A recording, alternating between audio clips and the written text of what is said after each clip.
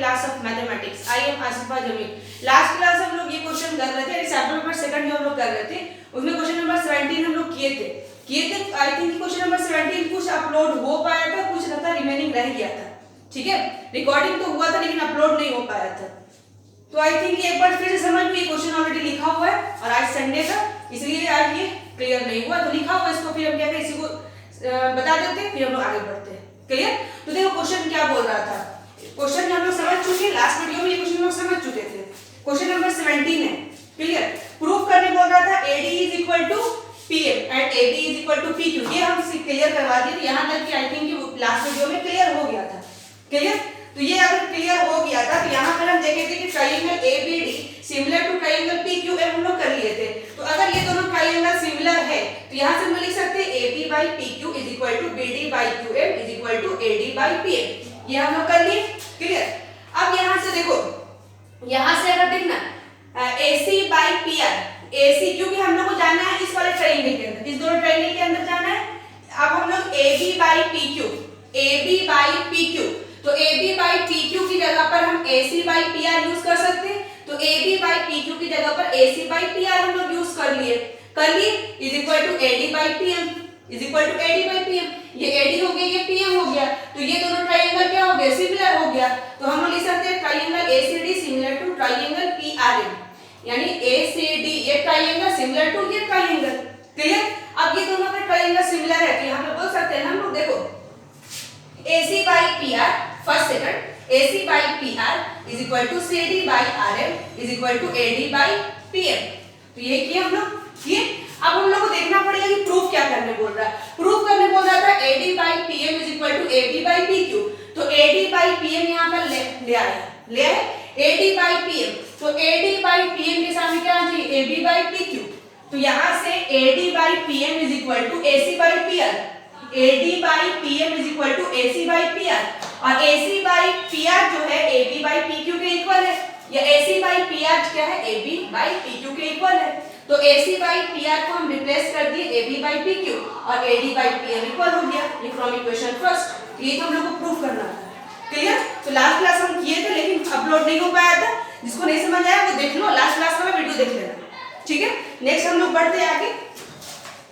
ये है तुम्हारा क्वेश्चन नंबर 18।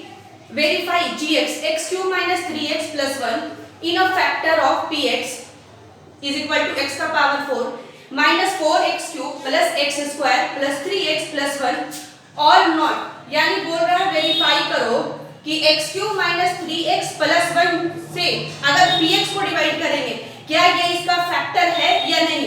अगर डिवाइड करने पर रिमाइंडर अगर 0 लीव करता है तो उसका फैक्टर है, अदरवाइज वो इसका फैक्टर नहीं होगा।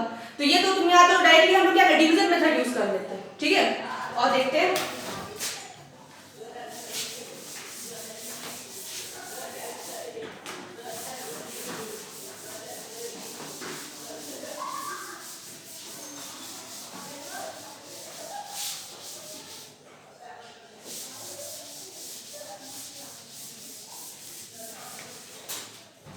Question number 18। gx is equal to x cube minus 3x plus 1। ये इसका फैक्टर है, gx is the factor of px। ये बोल रहा है क्या gx px का फैक्टर है, क्या बोल रहा है, बोल रहा है 2 is the factor of 8। क्या 2 8 का फैक्टर है, तो अगर 2 से 8 को डिवाइड करेंगे तो क्या आएगा, रिमाइंडर क्या आ रहा है 0। तो yes 2 is the factor of 8। Clear? तो सिमिलरली हम बोल रहे हैं gx is the factor of px। ये है तुम्हारा px है x का power 5 minus 4x cube plus x square plus 3x plus 1 है और या ना नॉट, ये बोल रहा है। तो हम क्या करेंगे, डिवाइड कर देंगे, सिंपल डिवाइड करेंगे। जिस स्टूडेंट को क्लियर नहीं होगा वो यहाँ पर देखना, सबसे पहले यहाँ पर देखो किसको सजाना है डिसेंडिंग ऑर्डर में, according to power descending order में सजाओ। तो यहाँ पर पावर तुम्हारा क्या है, x का पावर 3, फिर x का पावर क्या 1, फिर x का पावर 0। तो ये ऑलरेडी सजा हुआ है। यहाँ देखो x का पावर 5, x का पावर 2, x का पावर 3, x का पावर 1, x का पावर 0। क्लियर? ये ऑलरेडी सजा हुआ है। अगर जिसको नहीं समझ में आता है तो यहाँ पर इसको इस तरह से भी लिख सकते हो। क्या लिख सकते हो? x का पावर 5 प्लस 5 के बाद क्या है x का पावर 4, तो x का पावर 4 लिख करके 0 से मल्टीप्लाई कर दिए तो ये नंबर पूरा 0 हो जाएगा। और minus 4x³ plus x² plus 3x plus 1, ये है क्वेश्चन। तो ये इसको हम लोग इस फॉर्म, इसको क्लियर नहीं होगा वो पहले इस तरह से x का पावर 5 4 3 2 1 0 से डालो। अगर जिसको ये स्टेप नहीं डायरेक्टली करना वो यहाँ से भी कर लो। तो हम डिवाइड करके देख रहे हैं x³ minus 3x plus 1 divide कर रहे हैं हम, ये ले रहे उठा रहे हैं x का power 5 minus 4x³ plus x² plus 3x plus 1 divide करो।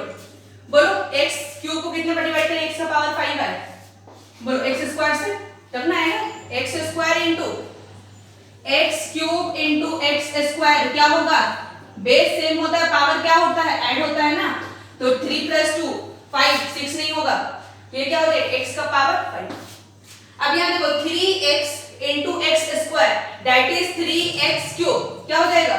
3x³ minus plus minus cancel करो इसको, माइनस 4x³ प्लस 3x³ क्या होगा? Minus x³ plus x² plus 3x plus 1। हाँ x³ कितने से मल्टीप्लाई करेंगे? माइनस x³ आए तो माइनस 1 से करेंगे, किससे करेंगे? माइनस 1 से। तो ये क्या हो जाएगा? माइनस x³ और ये क्या होगा? माइनस 3x और ये हो जाएगा प्लस माइनस माइनस 1 1 सा 1, ये हो जाएगा तुम्हारा प्लस माइनस, साइन को रिवर्स कर दिए, ये तो कैंसिल आउट हुआ। ये तुम्हारा क्या हो जाएगा? प्लस माइनस माइनस माइनस, अच्छा ये माइनस माइनस प्लस होगा, सॉरी ये माइनस माइनस क्या होगा? प्लस होगा ना। Minus 3x minus 1 that is minus 3x और ये प्लस माइनस माइनस तो ये हो जाएगा तुम्हारा चलो ये कैंसिल आउट। यहाँ तुम्हारा क्या बचा? x² यहाँ पर कुछ नहीं तो 0x² लिख सकते हैं ना, 0x², तो यहाँ माइनस हो जाएगा माइनस x² और प्लस 2, तो ये रिमाइंडर क्या हो गया? लीव कर गया रिमाइंडर लीव कर गया, रिमाइंडर क्या आया? रिमाइंडर माइनस x² प्लस 2, तो लिख देंगे हम लोग gx is not a factor of px। हो गया, ये था क्लियर।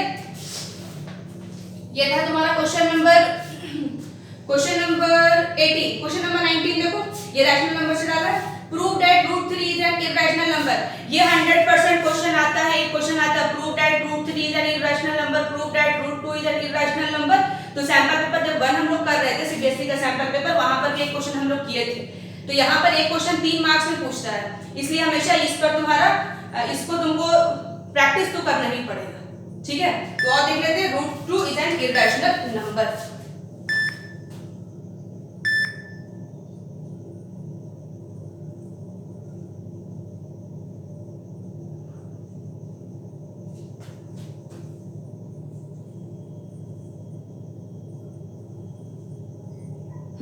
चलो देख लेते हैं।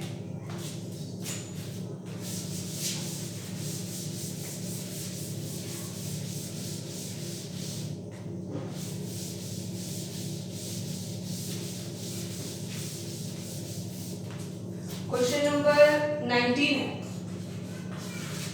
To prove that √3 is an irrational number. ये प्रूव करना है। अब ध्यान से देखो, अगर हमको √3 को इररेशनल नंबर हम लोग को प्रूव करना है कि √3 इज एन इररेशनल नंबर, जबकि हम लोग को पता होता है कि √3 क्या है? Irrational number. अब इररेशनल हमको पता है कि √3 इररेशनल नंबर है, अब उसको इररेशनल प्रूव कैसे करेंगे? समझ में आ रहा है? जब हमको कोई चीज पता है कि √3 जो है इररेशनल नंबर है और प्रूव करने बोला प्रूव करो √3 इज एन इररेशनल नंबर, तो कैसे प्रूव करोगे? सबसे पहले हम क्या मान लेंगे उसको कि वो √3 जो है रैशनल नंबर है, और ये दिखा देंगे कि जो हम लोग रैशनल नंबर माने थे √3 को, वो आगे जाकर के रैशनल नंबर नहीं शो कर रहा है, that is √3 is an irrational number. समझ में आ रहा है क्या बोल रहे हैं? सबसे पहले √3 को हम लोग रैशनल नंबर मानेंगे, क्योंकि अगर इररेशनल नंबर है तो इररेशनल को इररेशनल कैसे प्रूव करोगे? तो क्या करना पड़ेगा? √3 को रैशनल नंबर पहले एज्यूम करो और उस रैशनल नंबर को दिखा दो कि एज्यूम किए थे वो आगे जाकर के गलत हो रहा है, दैट इज इरेशनल नंबर आ जा रहा है। ठीक है, तो √3 क्या हो जाएगा? Irrational number. ठीक है, अब proof late √3 is a rational number। क्या माने हम लोग? √3 को क्या माने? Rational number. अगर रैशनल नंबर है तो क्या हो जाएगा? √3 is equal to p by q होगा, p बाई क्यू। और p and q are coprime number, क्या मानना पड़ेगा? p and q are coprime number. देखो को प्राइम क्या होता है? को प्राइम क्या होता है? जिसका HCF 1 आना चाहिए, यानी 1 के सिवा HCF नहीं आना चाहिए, उसको क्या बोलते हैं हम लोग? को प्राइम नंबर। तो हम लोग क्या मान रहे हैं? P और Q क्या है? को प्राइम नंबर, यानी इसका HCF सिर्फ 1 आएगा, यानी किसी से डिविजिबल नहीं होगा, सिर्फ ये 1 से डिविजिबल होगा, 1 के सिवा इसका कोई भी फैक्टर नहीं होगा। समझ में आ रहा है? तो P एंड Q को क्या माने हम लोग? को प्राइम नंबर माने। अब यहाँ पे क्या करो? स्क्वायरिंग कर दो, क्योंकि रूट हमको हटाना है, तो क्या करें? स्क्वायरिंग बोथ साइड, दोनों साइड स्क्वायर कर दो। तो इधर स्क्वायर करोगे तो क्या हो जाएगा? 3 हो जाएगा, और ये क्या हो जाएगा? p² by q²। Cross multiply करो, 3q² is equal to p² होगा ना? 3q² is equal to p²। ये इक्वेशन फर्स्ट। तो यहां से देखो 3 जो है p को डिवाइड कर रहा है, 3 जो है p को p² को डिवाइड कर रहा है, 3 को ले जाओ डिनोमिनेटर में, तो 3 जो है p² को डिवाइड कर रहा है, 3 जो है मान लो कि 27 या 81 को डिवाइड कर रहा है, तो 3 जो है 9 को भी डिवाइड करेगा ना। अगर उसके स्क्वायर को डिवाइड कर रहा है, 3 जो है उसके स्क्वायर को दैट इज 81 को डिवाइड कर रहा है, तो 3 9 को भी तो डिवाइड करेगा। समझ में आ रहा है? तो 3 अगर p² को डिवाइड कर रहा है, तो 3 जो है p को भी डिवाइड करेगा। तो यहां से हम लिख सकते हैं 3 divides p², so 3 divide p। Clear? अब हम लोग क्या मान रहे हैं? ये तो मान ली 3 p को डिवाइड कर रहा है, 3 p को डिवाइड कर, यानी p जो है 3 से भी डिवाइड हो रहा है, और p और q क्या माने थे? अच्छा पहले यहाँ देखो, p जो है 3 से डिवाइड हो जा रहा है, ये एक बात। अब हम लोग क्या मानते हैं? अब हम लोग क्या करते हैं? यहां से हम लोग करते हैं p is equal to 3a मान लो। क्या मान लो? p is equal to 3a। अब हम स्क्वायरिंग कर देते हैं। क्या कर देते हैं? हम स्क्वायरिंग कर देते हैं। स्क्वायरिंग करेंगे तो क्या होगा? p² is equal to 9a² होगा, 9a², 9a² हो जाएगा। अब p² की जगह पे तुम क्या पुट कर सकते हो? 3q² पुट कर सकते हो, 3q²। p² की जगह पर 3q² हम लोग पुट कर सकते हैं, इज इक्वल टू 9a²। तो यहाँ तुम्हारा कैंसिल आउट होगा, 3 3 9, तो यानी 3a² is equal to q²। तो 3 जो है q² को डिवाइड करेगा, 3 को ले जाओ डिनोमिनेटर में, तो 3q² को डिवाइड करेगा। तो जब 3q² को डिवाइड कर रहा है, तो 3q को भी तो डिवाइड करेगा। तो यहाँ से क्या हो जाएगा? 3 divides q², since 3 divide q। Clear? यहां से देखो p3 जो है p को डिवाइड कर रहा है, यानी p का एक फैक्टर 3 हो गया। यहां देखो 3 जो है q को डिवाइड कर रहा है, यानी q का एक फैक्टर 3 हो गया, यानी p और q 3 से डिवाइड हो जा रहा है, 3 उसका फैक्टर है। क्लियर? लेकिन हम लोग क्या माने थे? p and q are coprime number, that is HCF क्या आना चाहिए? 1 आना चाहिए, यानी 1 से सिर्फ डिवाइड होना चाहिए। यहां देखो p 3 से डिवाइड हो जा रहा है, और यहां देखो q भी 3 से डिवाइड हो जा रहा है। तो जो हम लोग एज्यूम किए थे वो क्या हुआ? गलत हुआ ना। हम लोग क्या माने थे? को प्राइम नंबर जिसका एक ही फैक्टर होना चाहिए, यानी HCF 1 होना चाहिए। लेकिन क्या दिखा दिए? p जो है 3 से डिवाइड हो रहा है, और q भी 3 से डिवाइड हो रहा है, दैट इज जो हम लोग माने थे, एज्यूम किए थे, वो क्या हो गया? रॉन्ग हो गया। क्या लिखेंगे? बोलो।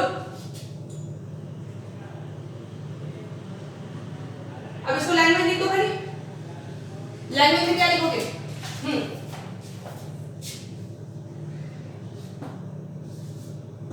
p and q are the, या फिर ऐसे लिखो 3 is the factor of p and q।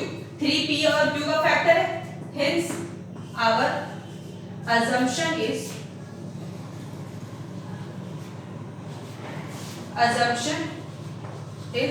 wrong.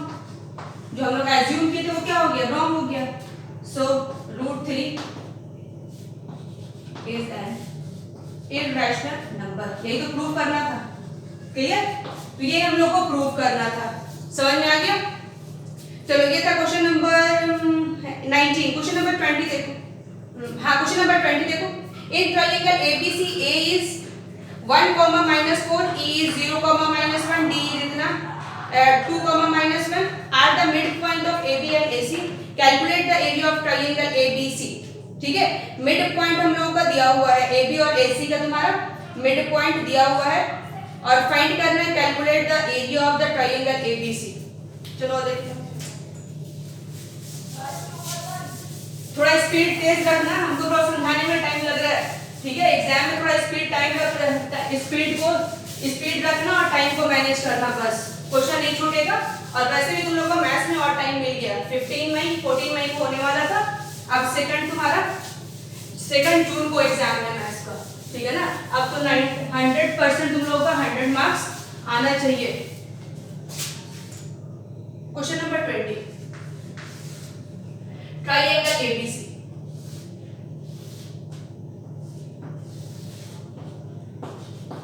ABC A का कोऑर्डिनेट तुम्हारा दिया 1, -4. क्वेश्चन बड़ी ध्यान से पढ़ना. एक A दिया हुआ है 1, -4 और वहां पर फुल स्टॉप है. अब बोला E and D are the mid point of AB and AC. AB, E and D, E and D. ठीक है, E and D. E जो है AB का मिड पॉइंट है और D जो है AC का मिड पॉइंट है. इसको हम ज्वाइन कर देते हैं. दैट इज ये और ये इक्वल होगा, ये और ये इक्वल होगा. और E का कोऑर्डिनेट तुम्हारा गिवन है 0, -1 एंड D का है 2, -1. Calculate the area of triangle ABC. ABC का एरिया तुमको कैलकुलेट करने बोल रहा है. तो ध्यान से देखो, ये तुम्हारा मिड पॉइंट है. तो मिड पॉइंट थ्योरम हम लोग मिड पॉइंट से हम लोग क्या कर सकते हैं, B कोऑर्डिनेट निकाल सकते हैं ना. ये मिड पॉइंट है तो हम लोग 0 इज इक्वल टू ना होता है x is equal to x1 plus x2/2. ये चीज तो याद हो गया होगा. ये x1 y1 x2 y2 ये है x. तो x तुम्हारा क्या है 0.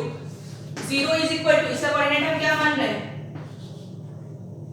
x1 y1 और इसका कोऑर्डिनेट x2 y2. क्लियर. तो 1 + x1 नहीं, जिसको समझ में आ रहा है ये मान लो x1 y1. जिसको नहीं कंफ्यूजन है वो मान लो. तो हम मान लेते हैं x2 y2, ये मान लेते हैं x3 y3. क्लियर. तो यहां से हम लोग क्या करते हैं, ये है x y. ठीक है ना.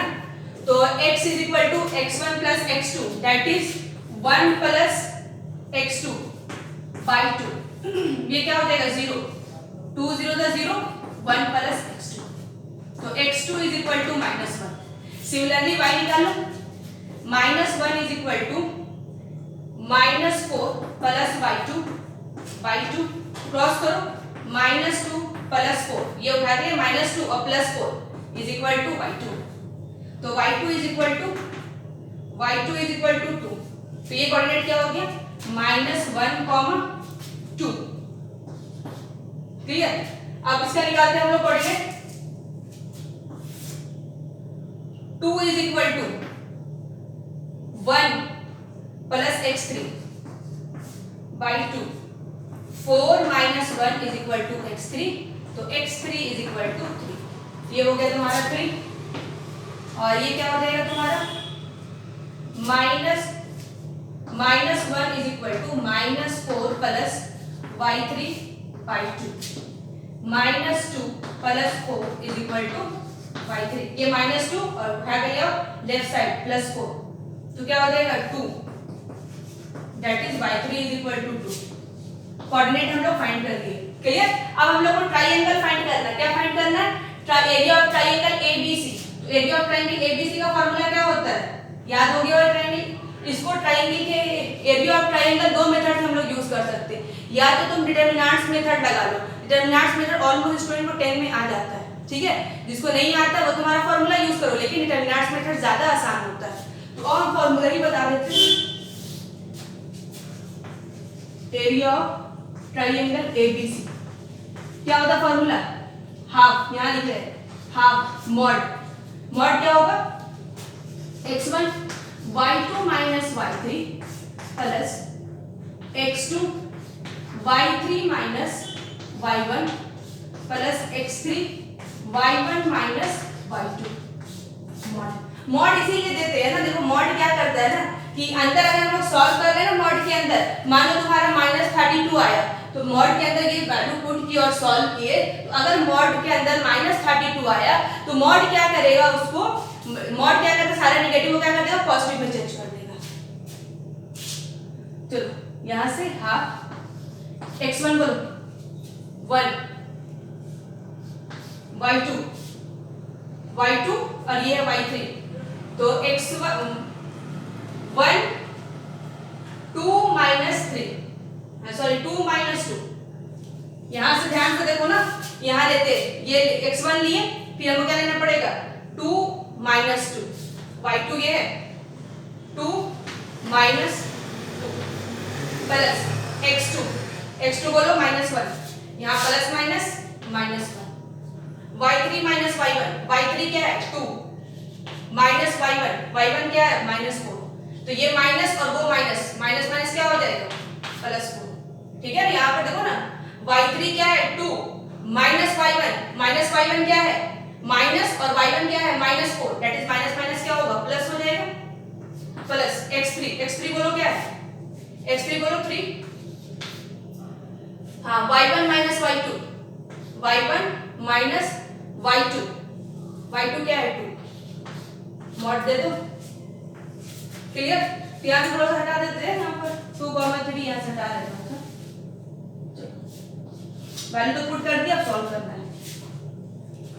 ये कैंसिल 0, ये हो जाएगा तुम्हारा 6 माइनस 6 हाफ, ये हो जाएगा 6 इंटू -1 दैट इज -6, ये हो जाएगा -1 3 1 3 और माइनस प्लस माइनस हो जाएगा ना,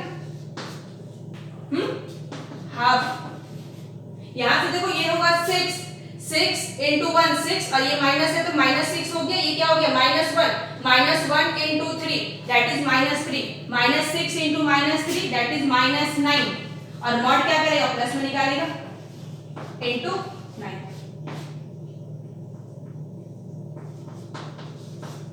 that is 4.5 square unit.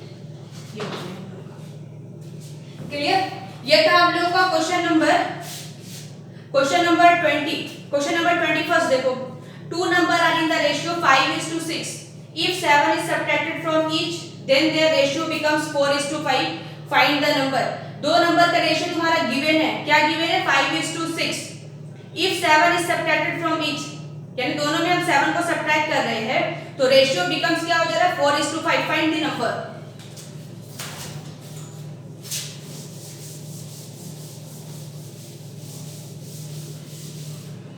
Question number है ये 21st। Triple mining let the ratio be x, तो ये तुम्हारा रेशियो हो जाएगा क्या 5:6 that is 5x by 6x। अब दोनों में हम लोग क्या कर रहे हैं, if 7 is subtracted from, if यानी from को पहले लिखते हैं, 7 is subtracted from 5x, यानी 5x में से 7 को सब्ट्रैक्ट कर रहे हैं, from का हमेशा पहले अक्सर स्टूडेंट मिस्टेक करेंगे 7 - 5x कर देंगे, बोल रहा है 7 is subtracted from each of the ratio, यानी रेशियो में से 7 को सब्ट्रैक्ट करना है, तो रेशियो क्या है 5x by 6x, दोनों में क्या करो 7 को सब्ट्रैक्ट करो और रेशियो बिकम्स क्या बन जा रहा है 4:5। ये बोल रहा है as per question. Clear. Cross हम कर रहे हैं 5x minus 7 6x minus 7, ये क्या हो जाएगा 25x minus 35 is equal to 24x minus 27 4 20, ये हो जाएगा 25x minus 24x is equal to minus 28x plus 35। x is equal to क्या बचेगा 7। हाँ 7 4 28 7 35, x इज इक्वल टू 7। तो फाइंड द रेशियो, तो रेशियो क्या हो जाएगा, रेशियो फाइंड करने बोल रहा है x का value. Find the number, number क्या होगा बोलो, number is equal to 5x by 5x minus 7 by 6x minus 7, that is 5 into 7 minus 7, 6 into 7 minus 7, 35 minus 7 28 और ये हो जाएगा 42 minus 7, 42 minus 7 35, काटो इसको, 7 by 35 7 4 28, that is 4/5। क्लियर, ये हम लोग का आंसर हो जाएगा। जब 4/5 दिया ही हुआ था, x का वैल्यू सिर्फ फाइंड करके छोड़ दो, ठीक है। ये इतना काम करने की जरूरत भी नहीं है। फाइंड द नंबर, तो let the number be 5x, that is 5 into 75। यहां से डायरेक्टली इसको इग्नोर कर दो, रुक जाओ। नंबर क्या हो जाएगा 5x, 5 into 7 35 और सेकंड नंबर हो जाएगा 6x, दैट इज 6 into 7 42। ये हम लोग का नंबर हो गया। क्लियर, ये था हम लोग का क्वेश्चन नंबर 21। ठीक है, क्वेश्चन नंबर 22 देखो। क्वेश्चन नंबर 22 में क्या बोल रहा है, हाँ सिलेंड्रिकल टैंक ऑफ रेडियस क्या, अच्छा हो जाएगा question. A cylindrical tank of radius 40 cm is infilled up to a height of 3.15 meter by another cylindrical pipe with the rate of 2.52 km per hour in half an hour. Calculate the diameter of the cylindrical pipe. Clear? Cylindrical हमें question बताए थे, याद करो first sample paper में इसका question था। एक pipe को ऑन किए हाफ एन आवर, तो सिलेंडर में हम पानी भरे, पानी फिल किए, तो फिल करने से कितने हाइट तक पानी फिल हुआ ये बोल रहा है। हटा दे इसको।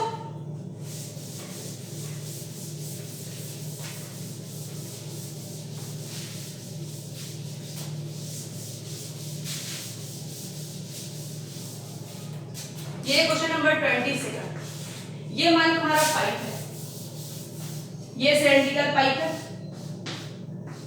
इस पाइप से इस सिलेंड्रिकल टैंक में हम पानी फिल कर रहे हैं, ये सिलेंड्रिकल टैंक में पानी फिल कर रहे हैं।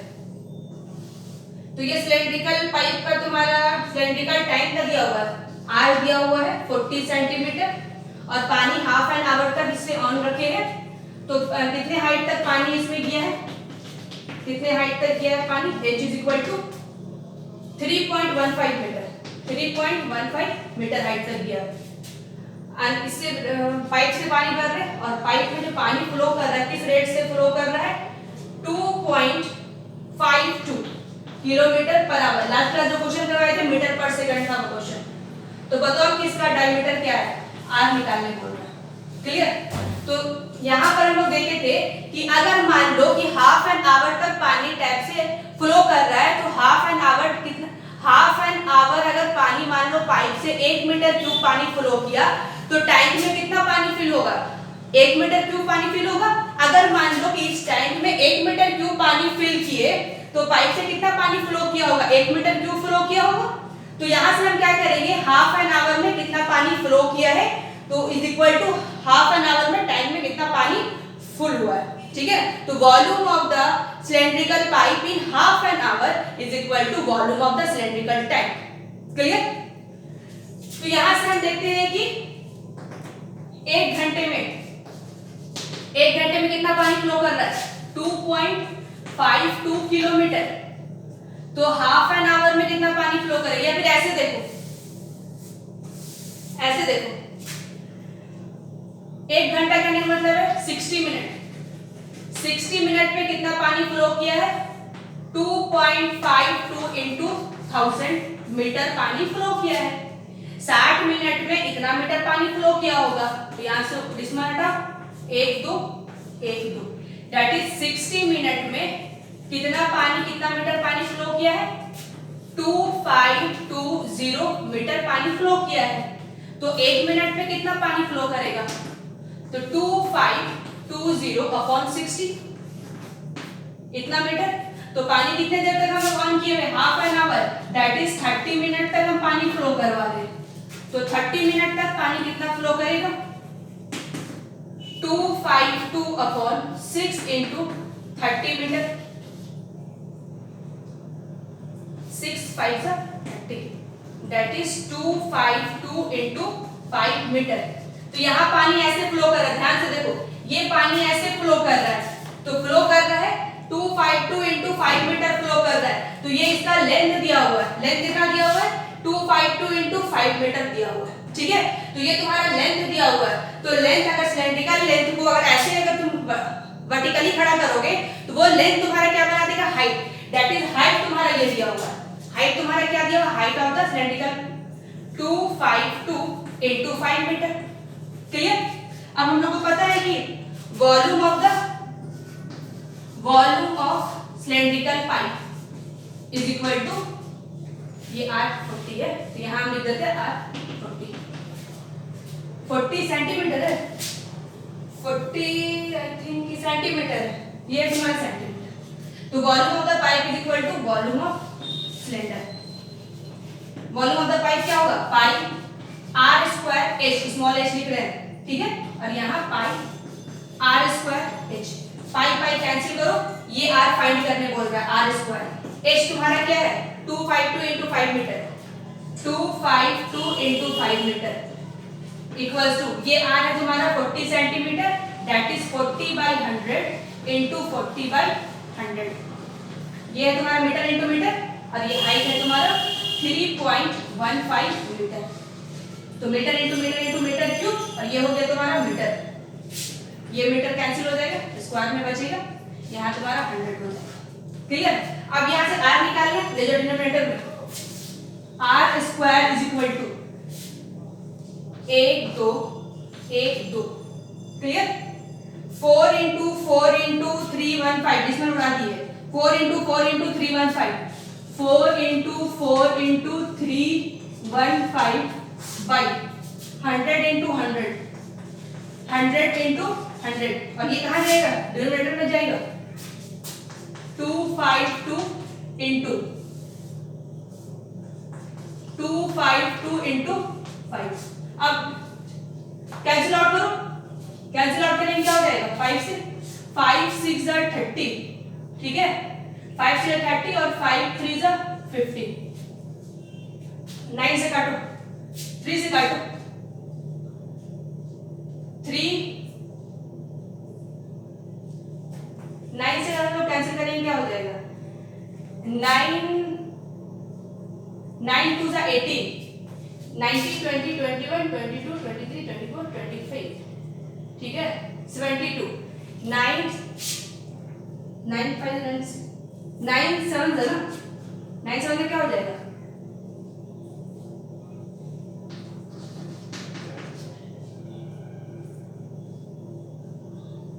7 8 सॉरी 9 8 हो जाएगा, ठीक है। 9 8 तुम्हारा हो जाएगा 72। Again 9 7 63, 7 4 28, 4 1 4, clear. तो ये हो जाएगा R square is equal to 4 by 100 into 100, decimal हटाओ और रूट चढ़ाओ, तो 4 का बाहर क्या निकलेगा? 2 निकलेगा, और 4 बार 0 का बाहर क्या निकलेगा? 2 बार 0 निकलेगा। ये मीटर में है, अब मीटर को सेंटीमीटर में करने के लिए ये मीटर में आ रहा है, ये मीटर में, हम सेंटीमीटर में चेंज कर देते हैं, कैंसिल करो, ये सेंटीमीटर में हो गया। दैट इज रेडियस पाइप का क्या है? 2 सेंटीमीटर, और यही हम लोगों का आंसर होगा, क्लियर। समझ में आया? तो हम कुछ किए नहीं, ध्यान से देखो, हाफ एन आवर में देखिए कि पाइप में कितना पानी फ्लो करेगा। तो हाफ एन आवर जितना पानी फ्लो करेगा उतने सिलेंडर में पानी फिल होगा। तो volume of the cylinder in half an hour is equal to volume of the pipe, volume of the cylinder in half an hour is equal to volume of the pipe. तो दोनों का volume क्या कर दिए? Equal कर दिए। इसका तुम्हारा रेडियस फाइंड करने बोल रहा था, और ये पानी किस रेट से फ्लो करे, दैट इज वो लेंथ गिवन है। तो लेंथ को बस मीटर पर सेकंड में चेंज कर दो या मिनट में चेंज कर दो, तो एक बार चेंज कर लो, आंसर तुम्हारा निकल जाएगा। क्लियर? तो ये सेक्शन हम लोग का सी कंप्लीट हो गया। नेक्स्ट क्लास हम लोग सेक्शन डी करेंगे, ठीक है? सेक्शन डी करेंगे और सेक्शन डी करने के बाद हम लोग सेकंड सैंपल पेपर हम लोग कंप्लीट हो जाएगा, ठीक है? तो रिवीजन करो, रिवीजन करो, रिवीजन करो। जो क्वेश्चन नहीं समझ में आए कमेंट करो, हम नेक्स्ट क्लास में डिस्कस करेंगे, ठीक है? जब तक के लिए बाय। फिर हम लोग नेक्स्ट डे में यानी मंडे में मिलेंगे, same time 9 to 10, between 9 to 10। Clear? चलो।